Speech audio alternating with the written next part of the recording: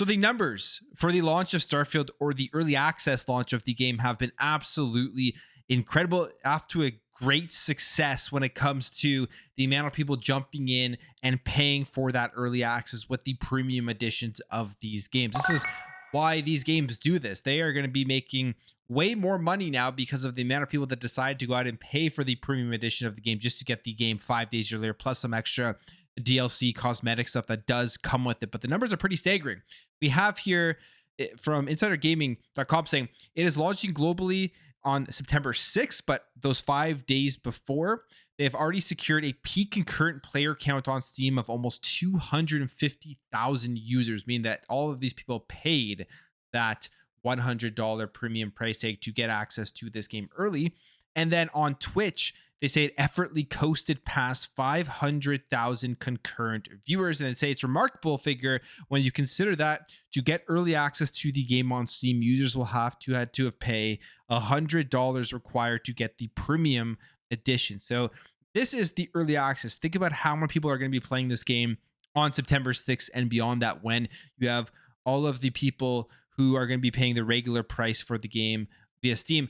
And then you think about the Xbox numbers. Now, we don't get those Xbox numbers, but it's going to be pretty insane the amount of people on Xbox that are also going to be playing it and probably have already paid for the premium add-on bundle to get the access early, or paid for the Constellation edition or the premium edition. But then you think about just it being an Xbox Game Pass and having access to those millions of subscribers. So there's a couple of things here.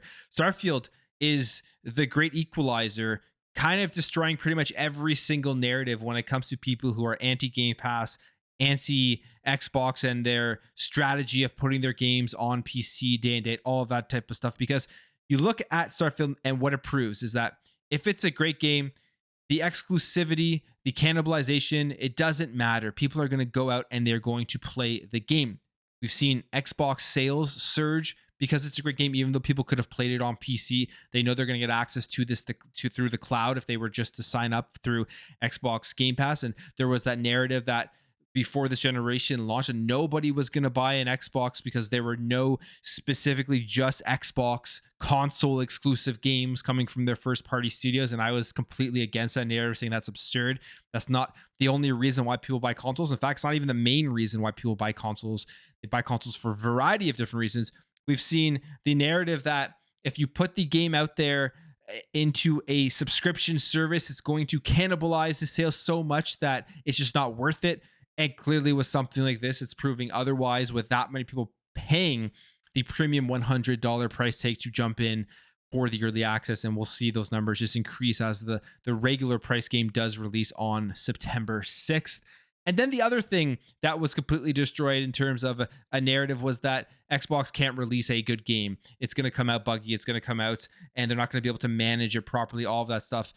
Clearly that's not the case, as we've seen the technical analysis and reviews that this game is running great. And I've played the game already, and it really runs almost flawlessly on my Series X. I still need to test it on the Series S, but from videos I've seen is that it runs good as well.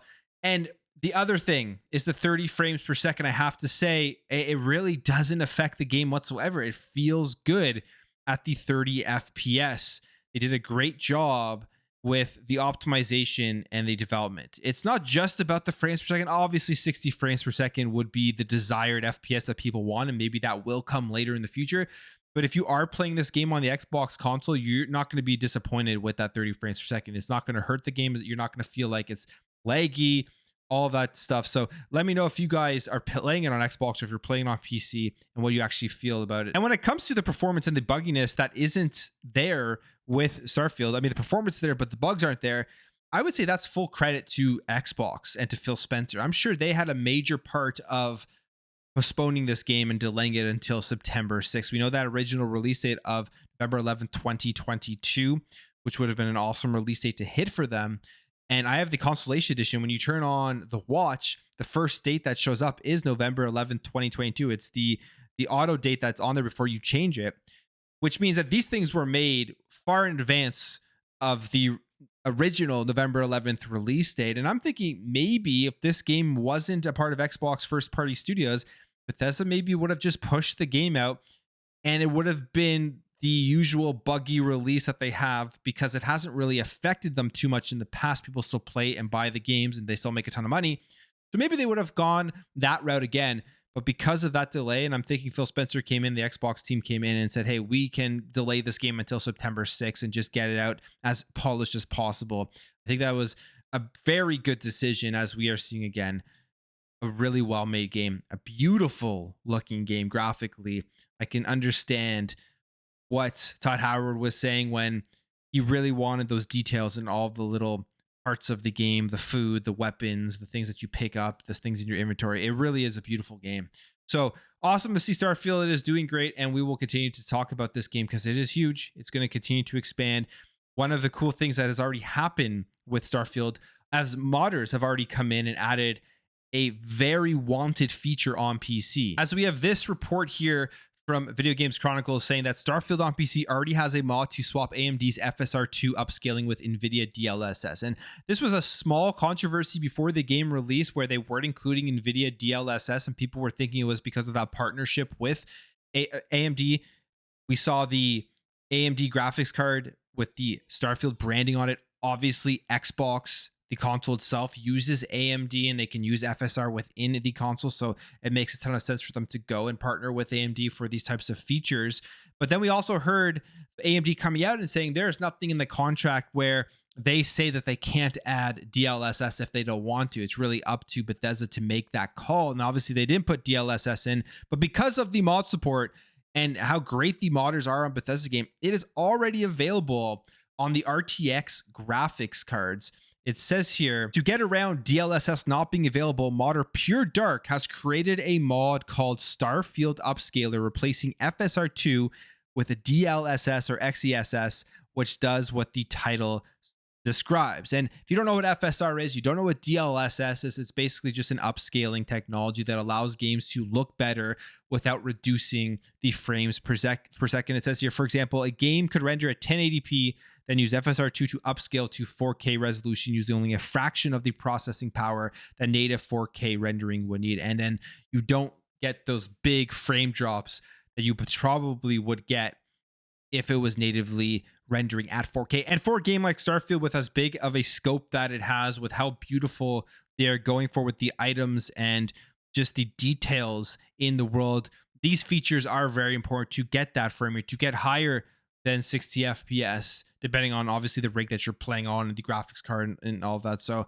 I think this is awesome to see, and we'll probably see more mods coming out very shortly, as the modding community at Bethesda are incredible, and I can't wait to see them actually create their own worlds and planets and stories and all that type of stuff where people can go and explore and just expand out the game itself. And in fact, when it comes to mods, we do have some good information about modding. It is going to be launching on the Xbox consoles as well. As this question was asked, are mods coming to Xbox? And the answer here, thankfully, mods will be making their way to the Xbox version of Starfield as well.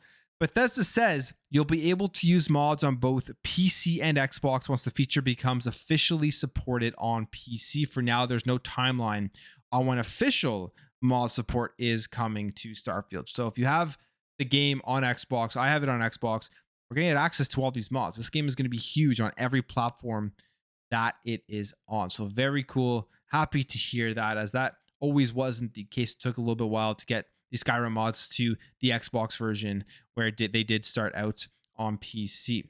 So Xbox and Starfield, they are doing very well right now. This is something that a lot of people are going to look at, I think, as a turning point in the Xbox life cycle, where we're getting Starfield, and then in October, we're getting Forza Motorsport, which we're already seeing the hype train roll out for that, where influencers are getting early access and the previews are going to be coming out on September 11th. We got the actual list here of the 20 launch day tracks that have been revealed for Forza Motorsport. Here's the list. I'm not going to name them all because I'll probably screw up half of the names, but a great list of tracks that you're going to be able to play day one. And the gameplay we've seen from Forza Motorsport from Gamescom, game looks phenomenal. It's going to be a very, very good year as we finish it out. Starfield, Forza, and then everything else that is going to be coming out for the platform itself, plus all of the third-party games. So huge time for Xbox and for Game Pass. And I mean, Starfield is such an enjoyable experience, a world you absolutely do get lost in. and I can't wait to just continue to play it and finish it up. From what I'm hearing too, when it comes to Starfield, is that the best way to play it is to go through the main campaign and then jump into the new game plus, jump into the end game, as it potentially is one of the best that we've seen in a while. So excited for this. And yeah, we'll leave the video there. Let me know what you guys think about all of this stuff. Let me know your experience so far with Starfield. And also, are you excited for the upcoming Forza Motorsport in October? If you did enjoy this video, hit that thumbs up. If you are new here, hit that subscribe, and I'll catch you guys in the next video.